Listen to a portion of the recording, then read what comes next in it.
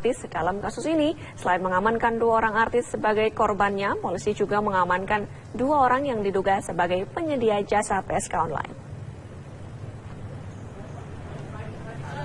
Berawal dari pengembangan kasus mucikari RA yang juga tersangkut kasus prostitusi online beberapa waktu lalu, petugas mengamankan 2 orang artis yakni NM dan PR sebagai korban, sementara 2 orang lainnya yang berinisial O dan F diamankan petugas sebagai tersangka. Keempatnya diamankan di Hotel Bintang 5 di kawasan sekitar Bundaran HI. O dan F merupakan penyedia jasa bagi para penikmat jasa prostitusi online yang di dalamnya terdapat sejumlah artis ternama. Untuk tarif yang ditawarkan pelaku, yaitu berkisar antara 50 juta sampai dengan 120 juta untuk per 3 jamnya. Kini NM dan PR masih berada di ruang pemeriksaan Bareskrim Mabes Polri.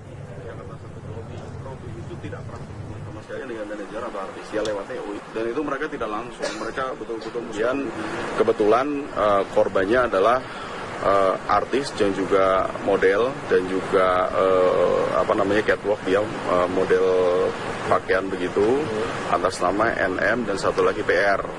Dari hasil pengembangan yang paling murah di kelompoknya O ini, 1 kali short time gitu sekitar 3 jam itu paling murah 50 juta, kemudian yang paling mahal 120 juta.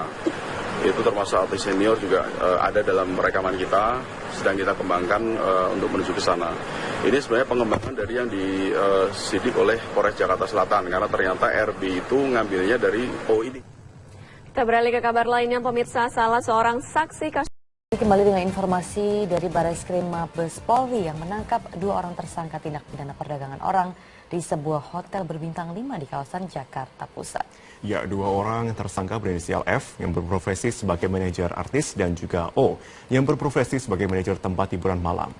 Dan selain mengamankan 2 tersangka, Bareskrim juga turut mengamankan 2 orang artis dan juga model majalah dewasa berinisial NM dan PR yang juga merupakan finalis Putri Indonesia. Keduanya ditetapkan sebagai korban tindak pidana perdagangan orang karena terjadi eksploitasi seksual.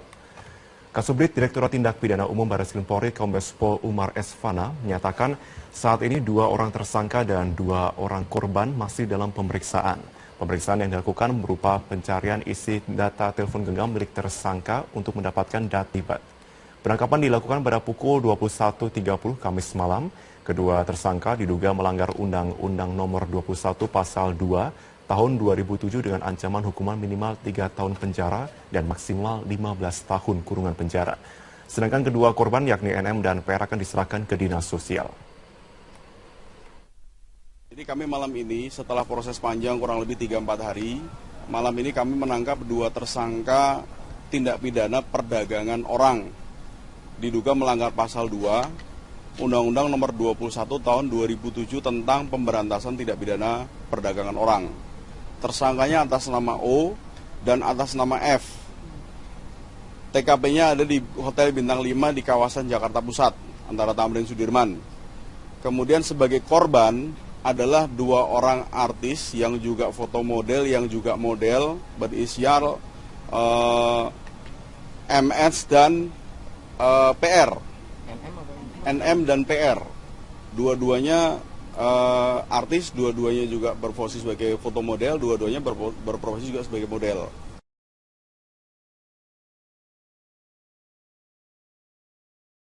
Hasil mengungkap kasus prostitusi yang melibatkan artis dan model berinisial NM dan PR yang tengah melakukan transaksi di sebuah hotel di kawasan Jakarta Pusat malam kemarin. Kedua artis dan 2 orang mucikari sampai saat ini masih menjalani pemeriksaan di Bareskrim Mabes Polri. Untuk informasi selengkapnya kita telah terhubung dengan Livia Ramadanti langsung dari Bareskrim Mabes Polri. Livia, apakah sudah ada hasil pemeriksaan sejauh ini? Ya, Sumi, saat ini saya tengah berada di Bareskrim Polri, namun belum ada tanda-tanda akan keluarnya dari 2 orang korban dan juga 2 orang tersangka dari kasus prostitusi yang dilakukan oleh artis dan juga manajer artis ini. Sampai saat ini pemeriksaan telah berjalan selama 10 jam dan menurut informasi yang kami dapatkan sekitar pukul 10 pagi nanti Kedua orang korban akan dijemput oleh Dinas Sosial dari Jakarta Timur. Sementara itu dapat kami berikan informasi juga bahwa akan ada rilis yang dilakukan oleh Barreskrim pada pukul 10 pagi nanti. Sedangkan untuk kasus ini sendiri, kedua orang artis masih ditetapkan sebagai korban menurut keterangan dari TPPO, yaitu persetujuan korban atau tindak pidana ini tidak menghilangkan pidana dari pasal 31. Untuk sekian informasi yang dapat kami sampaikan. Terima kasih Livia Ramadanti untuk informasinya langsung dari Mabespori, Jakarta.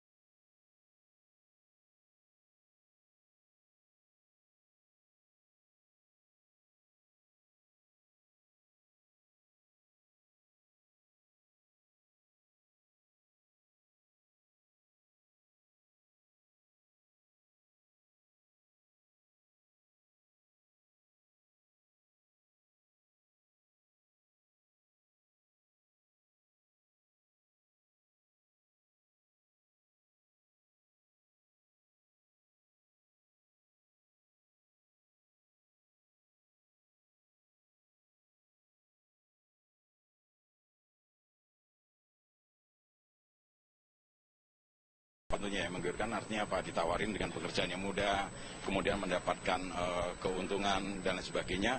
Tentunya ini menarik mungkin bagi dia, dan salah satunya mungkin yang mereka hubungi juga sudah ada yang pernah praktik yang serupa gitu.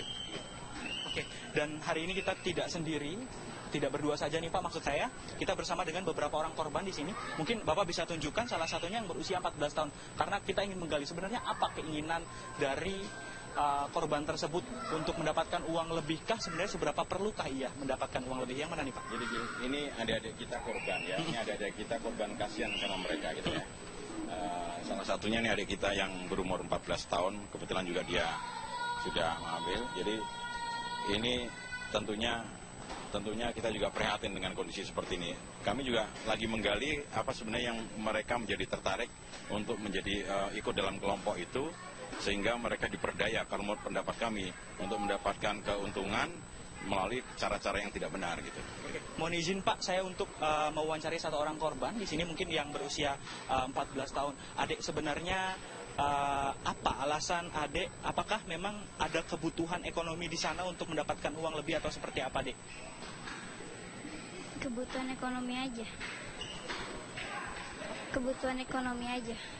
Kebutuhan ekonomi seperti apa? Apakah memang kebutuhan untuk sekolah ataukah untuk kebutuhan hidup keluarga atau seperti apa, Dek? Kebutuhan sekolah sama keluarga. Memang adik menjadi tulang punggung di keluarga? Enggak juga sih, cuman bantuin doang, bantuin mama lah. Untuk penghasilan sendiri yang didapatkan dari prostitusi ini atau bisa dikatakan penipuan ini memang cukup banyak apa seperti apa? Biasa aja. Mungkin per bulannya bisa mendapatkan uang ekstra berapa, Dek? Tergantung. Rata-rata? Belum pernah sih, aku baru. Ya, terima kasih banyak. Bapak mungkin bisa dijelaskan ke masyarakat sebenarnya benarkah sebanyak itu uang yang didapatkan oleh para korban ini, atau sebenarnya nilainya tidak seberapa bila dibandingkan dengan pekerjaan lainnya, Pak? Ya, sebenarnya kalau menurut data hasil penyidikan kita yang kita sudah kumpulkan, mereka ini ada bervariasi ya. Kalau mereka di booking di dalam, mereka mendapatkan kurang lebih 800. pembayaran transaksi itu dia hanya dapatkan kurang lebih 600, artinya dia hanya dapat 20%. Dari 800 dia dapat 200, yang sisanya adalah germonya lah istilahnya itu. Disitulah yang saya pikir dia tidak sebanding dengan pengorbanan dia, dalam arti pengorbanan dia secara moral dan sebagainya, dia mengorbankan itu, tapi dia nilainya cukup rendah. Walaupun itu seandainya nilainya tinggi pun, saya pikir ini tidak sebanding dan tidak tepat, karena ini pelanggaran kan. Secara asusila juga nggak dibenarkan, dalam undang-undang pun tidak dibenarkan. Tentunya hal ini yang memprihatinkan ya, kondisi yang seperti inilah, mungkin karena tuntutan ekonomi, gaya hidup dan sebagainya, sehingga mereka mencari jalan pintas. Dan kebetulan ada beberapa, awalnya dia mengenal lewat Twitter oleh beberapa orang sponsor, kemudian oleh sponsor ditawarin untuk menjadi satu kelompok yang nantinya itu direkrut dalam satu website semprot.com itu gitu. Terkait dengan tersangka, mungkin ini jadi pertanyaan terakhir Pak. Tersangka ini merupakan atau melakukan tindak penipuan lewat media internet. Apakah akan dikenakan ITE juga, atau justru akan lebih banyak dikenakan kasus atau pidananya Pak? Ya, ini memang kebetulan menggunakan teknologi IT ya. Namun demikian kita dalami karena korbannya ini lebih spesifik pada korban anak-anak di bawah umur. Artinya kan ada undang-undang sendiri yang mengatur tentang itu. Di dalam Undang-Undang Nomor 35 tahun 2014 tentang perlindungan anak ini, di dalam pasal 76E, kemudian pasal 88 itu juga melarang tentang adanya eksploitasi anak-anak untuk kepentingan ekonomi dan sebagainya. Kita lebih fokus ke sana. Kemudian yang kedua, kita juga kenakan masalah prostitusi di dalam KUHP. Ini yang akan kita kembangkan. Kalau memang IT, kebetulan sarana yang dia gunakan untuk mengakses seseorang bisa mendapatkan layanan atau prostitusi tersebut gitu.